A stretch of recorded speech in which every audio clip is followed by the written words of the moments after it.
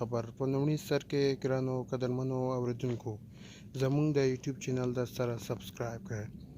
د کابل حامد کرزي هوایي ډګر کې وضعیت داسې حال کې لا هم کړکېچن بلل شوی چې زرګونه خلک غواړي له هېواده ووځي. په یوه ویډیویي کلیپ کې یوه ماشومه لیدل کېږي چې د دیوال پر سر امریکایي ځواکونو ته سپارل کېږي. د ملګرو ملتونو یوه سلاکاره اداره بیا وایي طالبان د هغو کسانو لټون کوي چې له ناټو او امریکا ځواکونو عمومي ادارې سره یې اوسمهاله دنده یا تېر وخت دنده ترسره کړې وي. ګرانو قدرمنو اوریدونکو دا هم تازه او مهم خبر په وروستیو کې زموږ د یوټیوب چینل در سره سبسکرایب کړئ.